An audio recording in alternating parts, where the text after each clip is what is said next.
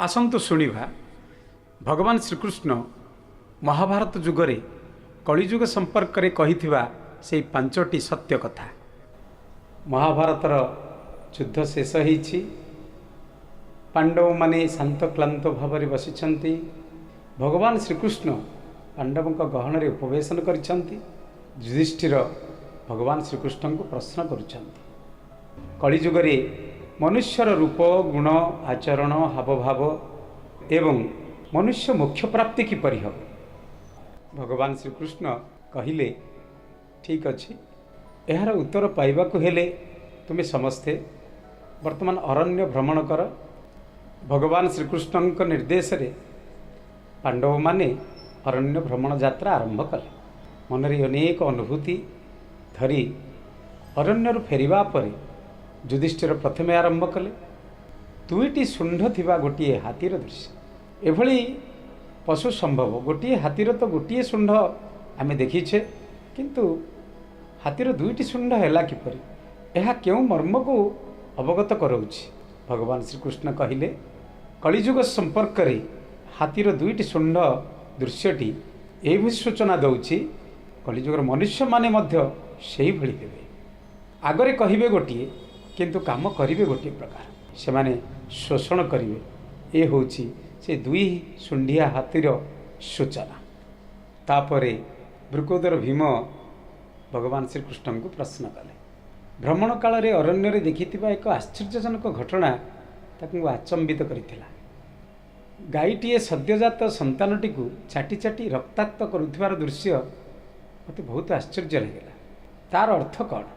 भगवान श्रीकृष्ण कहिले, आगामी कलिजुगरे मध्य एभली घटना घटिब। वृकोदर पितामाता पुत्र को अत्यधिक स्नेह करिवे। पुत्रर उन्नति रे सेमाने अत्यंत सुख सुविधा हासिल करिवे, किंतु पुत्र साधु हेउ सन्यासी व्रत ग्रहण करू ए कथा को कौनसी पितामाता ग्रहण करिवे नाही। पुत्र जेकोसी अन्य उपाय है अर्थ रोजगार करी बड़ लोक हो एक पितामाता को खुशी लगिव। परवर्ती काल रे पुत्र माने पितामातांकर कौनसी जत्न नेबे नाही। पुत्र माने निजर पत्नीर अधिकार रहिबे, कन्या माने निजर स्वामीर अधिकार रे रहिबे, पितामाता निष्पेषित हेबे, अवहेलित हेबे। ए होची से दृश्यर एकमात्र दर्शन। सखा अर्जुन भगवान श्रीकृष्ण को तांको अनुभूति एक प्रश्न पचारिथिले, हे केशव, अरण्य भ्रमण काल रे मु एक आश्चर्य घटना देखिली। पक्षीटीए तार डेणार प्रत्येक फरे वेदमंत्र लिखाही, अथच से मृत व्यक्तिर मांस खंडे धरी भक्षण करुछि। भगवान श्रीकृष्ण बुझेइले, कलिजुगरे मनुष्यर प्रकृति मध्य एइभଳି हब।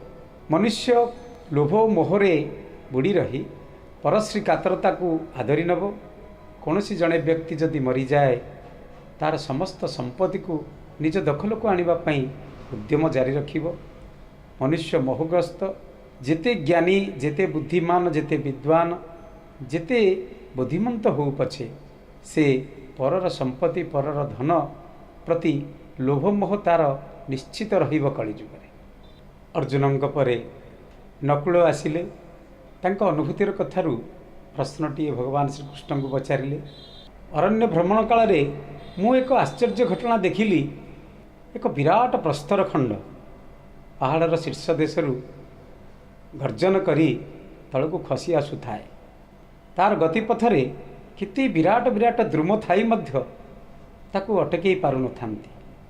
किंतु आश्चर्यर कथा, हठात गोटे क्षुद्र वृक्ष एति बड़ आकारर पथर खंड को अटकई दे पारला। श्रीकृष्ण कहिले, नकुल, एथुरु स्पष्ट जानी होउछि जे कलिजुगरे एइभଳି परिस्थिति सृष्टि हब। विद्वान व्यक्ति माने ज्ञानवंत व्यक्ति माने मृत्युर विभीषिका को अटकई पारिबे नाही, किंतु क्षुद्र एक भगवानकर नाम जहाँकि मनुष्य को मुक्ति आनंद दब, ताहा ही एथिर सूचना मिलुछि। प्रभुंकर नाम केवलम मुक्तिर मार्ग। हरे कृष्ण कृष्ण कृष्ण हरे हरे, हरे राम राम राम हरे हरे। ए क्षुद्र तरु सदृश्य यही नाम विराट प्रस्तर रूपक मृत्युर भय को निश्चित भाव में अटकई देव नकुल। यह ही सत्य, यह ही सत्य, यह ही सत्य। परिशेष कनिष्ठ पांडव सहदेवंकर प्रश्न।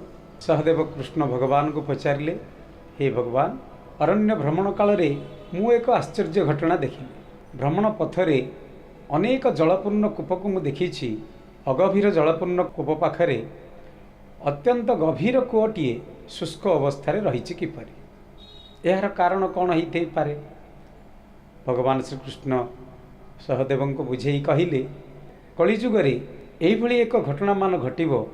तुम देखिब जे निजर पुत्र कन्या मानकर विभिन्न विवाह कार्य हो बा विभिन्न व्रत कार्य पितामाता अत्यधिक व्यय भार बहन करेंगे एवं निज मन में गर्व अहंकार रखिकरी दुनिया को देखा बहु अर्थ व्यय करेंगे सत, किंतु गरीबटीए बा भिकारीटीए को देखिले तांको हृदय दयार भाव आसब ना।